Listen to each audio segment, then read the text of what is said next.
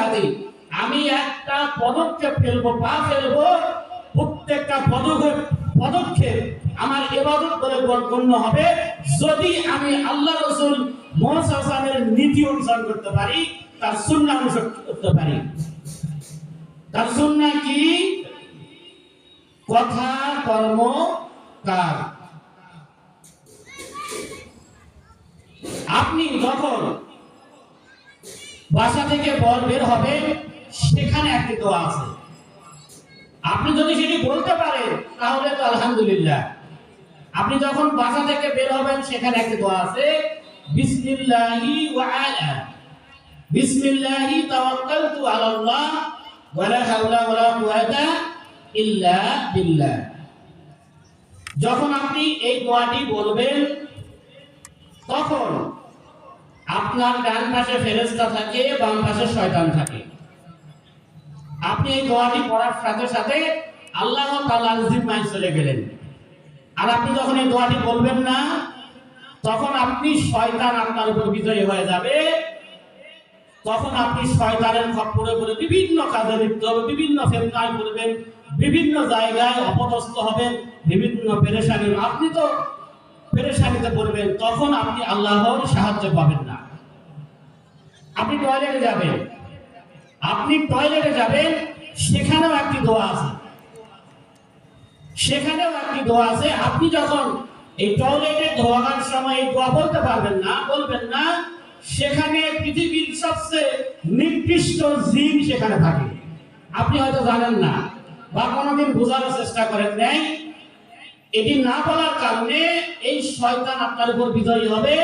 আপনার যৌনাঙ্গ, আপনি যদি পুরুষ হন, নারী জিন আপনার যৌনাঙ্গ নিয়ে খেলা করবে। আপনি যদি নারী হন, পুরুষ জিন আপনার যৌনাঙ্গ নিয়ে খেলা করবে। এর কারণে আপনার বিভিন্ন প্রকার অসুস্থতায় আপনি ভুগবেন। এমন হয় অনেক ব্যক্তি টয়লেটে গিয়ে স্টক করে, টয়লেটে গিয়ে ভয় পায়। এর কারণ হচ্ছে ওই যে আল্লাহ রাব্বুল আলামিনের এই কথা বা এই আয়াত আপনি না জানার কারণে আপনি শয়তানের খপ্পরে পড়ে গেলেন।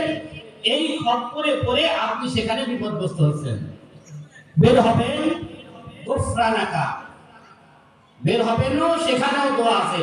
তো এখানে প্রত্যেকটা জায়গাতে আল্লাহ রাব্বুল আলামিন আল্লাহ রাসূল মুহাম্মদ সাল্লাল্লাহু আলাইহি ওয়াসাল্লামের মাধ্যমে আমাদেরকে তার ইবাদতের পদ্ধতি শিখিয়ে দিয়েছে।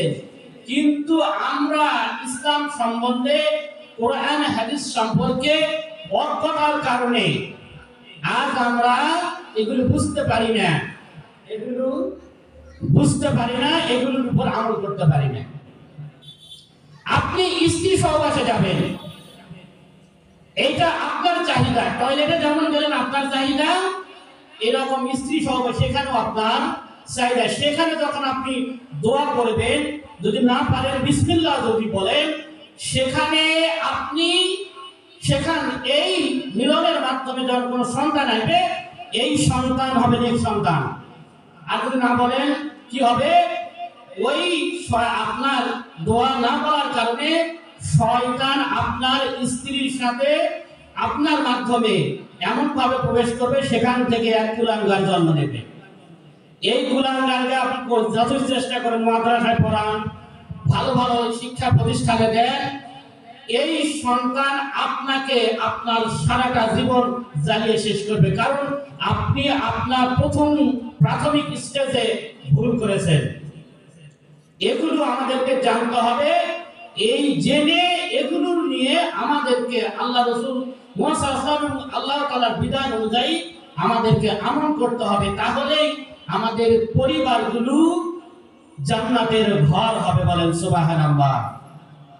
তো আল্লাহ আমাদেরকে বোঝার তৌফিক দান করুন। কোরআন এবং আল্লাহ রাসূলের সুন্নাহ অনুযায়ী আমল করার তৌফিক দান করুন। আমিন। নাসরুম মিনাল্লাহি ফাতহুল করিম। সুবহানাকাল্লাহুম্মা ওয়া বিহামদিকা আশহাদু আল লা ইলাহা ইল্লা আনতা আস্তাগফিরুকা ওয়া আতুবু ইলাইক। আসসালামু আলাইকুম ওয়া রাহমাতুল্লাহি ওয়া বারাকাতুহু।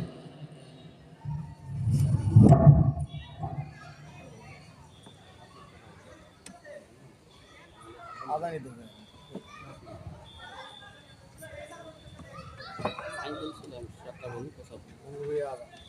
তো 15 আদান 15 মিনিট আমি তো বেশি বলিও নেই বলেন